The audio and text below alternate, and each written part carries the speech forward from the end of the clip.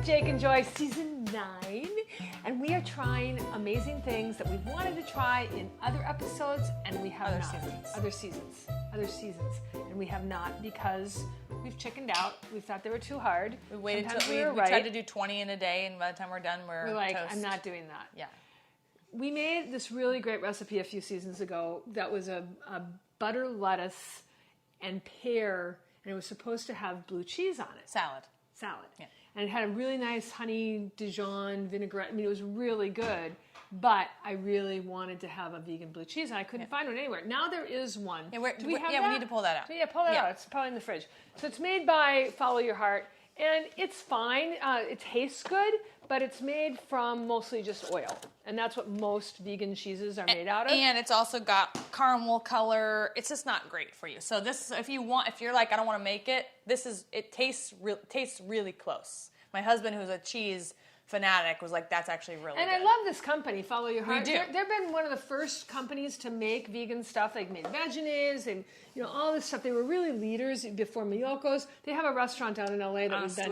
With a store. And it's really great. Yeah. I love their commitment, but I wish that people would look a little bit more about how can I make this nutritious at the same time. So most good cheeses that are faux cheeses that are good for you are made with cashews. And can you tell people a little bit about why? Yeah, cashews are awesome. They help lower bad cholesterol. So they help with protect your heart. They help with brain health. They help you have clear, shiny skin and hair. What studies have actually found that nut eaters don't have more weight to lose than non-nut eaters. So that myth about nuts really causing weight gain they're saying is not true. So you can eat more than a handful of nuts. Yeah. So if you eat on moderate amount of nut consumption doesn't lead to. Well, they always tell you a handful. Yeah. So I don't know. So I don't know what a moderate amount is. I don't know. Is it like a bag? I mean, I don't think so. I mean, those Trader Joe's cashews that are covered in coconut and sugar, those probably do not count. Those aren't in that. Those probably don't count. Yeah. No. Also depends on how big your hands are. Yeah, that's true. I mean, that's very true. It's not hands full. It's hands. Point out that there are several companies out there: Miyoko's, Parmalee, Forager Organics, that make good cheeses from cashews. And so look at the ingredients before you, if that's important to you. Or learn to make your own cheeses. And we've made cheeses before, and they're involved. They're involved, but they're not like fabulous. And so I want to learn to make fabulous cheeses myself, so I get to control exactly what's in it. And that's why I love this recipe. Well, just so you can get ready to go with us, we want you to get a few things together. You'll need 3 cups of raw cashews. You can get little pieces if you want. You don't need them to be whole. 2 tablespoons of refined coconut oil. 6 capsules of a vegan probiotic acidophilus, and then either an 1/8 teaspoon of liquid Penicillium Roqueforti, which is just a Roquefort, or a 1/16 teaspoon of it powdered. You can get that online pretty readily. 5 tablespoons of filtered water and a little bit of sea salt. Okay, so let's walk through this process. Okay. All cheeses, in my opinion, start with nuts, right? Right. So we're going to use raw cashew pieces, and we're going to take 3 cups of them and soak them. And you need to soak these for at least 5 hours or overnight. I did them overnight. And then what you want to do to get rid of all the bacteria is you want to take boiling water and pour over them in a colander, and then transfer them to the food processor. Now, I'm not going to show you this, but I'm going to show you the finished product in just a minute. I'm wondering, do you know this? So whenever I soak cashews, they turn this purple color. Mm-hmm. I don't know why. Do you know why? I don't know why. I'm curious about that. They turn kind of this purple-blue color. I'm curious. I don't know. I don't know what that is. Yeah. I do not know. But that's normal. So if you soak your cashews and you're like, oh my God, they turned purple, that's normal. Interesting.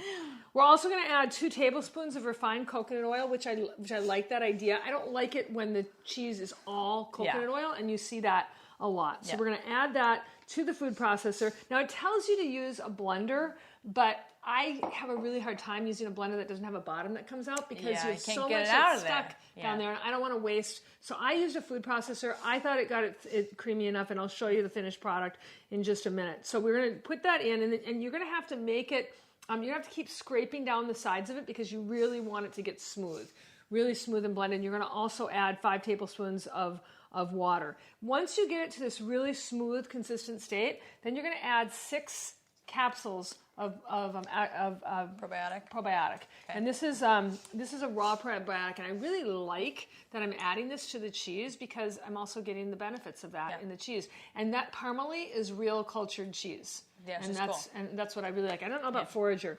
All right, so then here is the big thing. You're going to add Penicillium Roqueforti.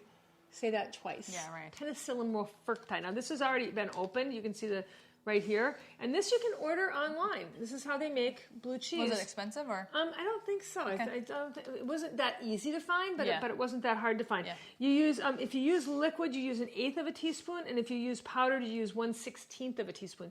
Try to find 1/16 of a teaspoon. So I just did 1/2 of an 1/8 of a teaspoon because I do have that. Right. Okay, and then you add the probiotic capsules, you add the Penicillium Roqueforti, and then you blend it for another 10 to 15 seconds, and it should be really smooth and thick, and I'll show you what that looks like in just a second. Now, when we set out to make it the first time, we realized that it was going to take 5 weeks to make it. We were late. I ordered all the stuff because you have to have, in addition to cashews and a probiotic and all the other stuff, you have to have this penicillin. And this is called a Roquefort culture. And I ordered this online. It was not hard to find. It was really easy. It's like a penicillin. And you have to have that to get it to have those blue striations throughout it. And otherwise it's just... So that's the thing, is that to make cheeses that taste different, you've got to figure out, like, oh, how do I make it taste like truffle? Or how do I make it taste like chowder? How do I make it... Say that 2 times. Chowder. Most people say Gouda.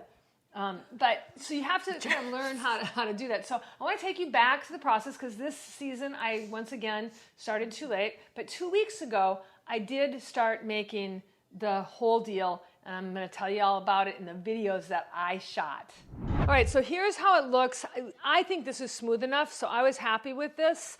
You can see that it's got a thick consistency if you want it to be thinner, but this, you're going to see when I show you the finished little cakes that I made out of it, that it's really, really just plenty. But it's important to keep scraping down the sides of the food processor.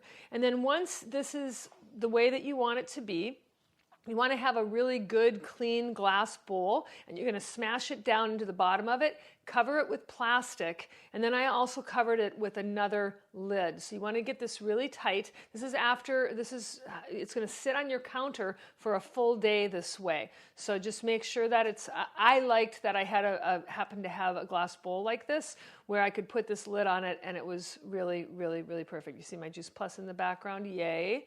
And I'm putting the lid on it. I'm going to let it sit overnight for a full day before the next step. So the following day, you're going to put it into the refrigerator, and then it's going to make it a little bit better to work with. And now we're going to put it into these springform pans. They should be lined with parchment paper or plastic film. You don't want any part of it to be touching metal. And this was a really cool part. I loved, putting them into these things. It was just I was kind of scared because I didn't know if it was going to like touch the pan and what was going to happen if that happened. And also, it wants you to put parchment paper underneath. Now notice that this piece of parchment paper, I got a little rip in. You don't want to use that because you don't want any part of the cashew mixture touching that. So here they are. The little pans are loaded. It said to use 4 pans. I only used 3 because I wanted them to be thick. And now you cover them with a bowl before you're going to put them into the refrigerator. It told me to put it on a cookie sheet, but this ended up working better in my refrigerator. That little bowl did not work so well. It had kind of an angle on it. So I think those bigger bowls worked better, and if I had a cookie sheet, it would have been better. Now here's how they come out of the actual refrigerator after being in those springform pans for 1 day. Aren't they cute? I think they're just adorable. So I love these springform pans. And then what you're supposed to do is pop them out onto a plate before you put them onto the parchment paper. So you see how they just come out really neatly? Isn't that adorable? I love this because in the past when I've made cashew cheese, I've only been able to do them in like a tub. Now these have an actual form, and you're going to see as the days go on that you flip them every day. The second day you're going to cover them with salt, both sides, and you really want to make sure that your hands are clean when you do this, and cover the sides, the bottoms, and the tops with salt, and that's the last time you're going to salt them, but you always keep them covered when you keep them in the refrigerator. And then each day, you're going to take them out with clean hands, and you're going to flip them. Well, I can say that my camera job is pretty solid after seeing your handiwork there. No. What are you trying to say? I'm not saying. He's like, my job is secure. I'm not saying, I'm just saying. Here's what the finished product looks. Well, it's not finished yet. You're going to have to tune into our Instagram account To see the see finish. the We'll finished go product. live. And... We're about 3 weeks out from this. But here's how they look. Aren't they so cute? And you can start to see that they're starting to get little lines of the blue cheese mold that's developing in them. It's really important to keep your hands clean when you do this, and really important to keep them covered in between. We don't have to do anything else except flip them every day. And 3 weeks from now, we're going to have these beautiful cheeses. I'm going to investigate how to make other cheeses like this because I just think it's so cool. Yeah, really cool. Isn't it really cool? Yeah. It's awesome. So, check out our Instagram channel in about 2 or 3 weeks. We'll go live and you show can you. see, we'll go live and we'll show you how it actually We'll turns out. tell you how it tastes, actually. And we'll let you taste it. Yeah.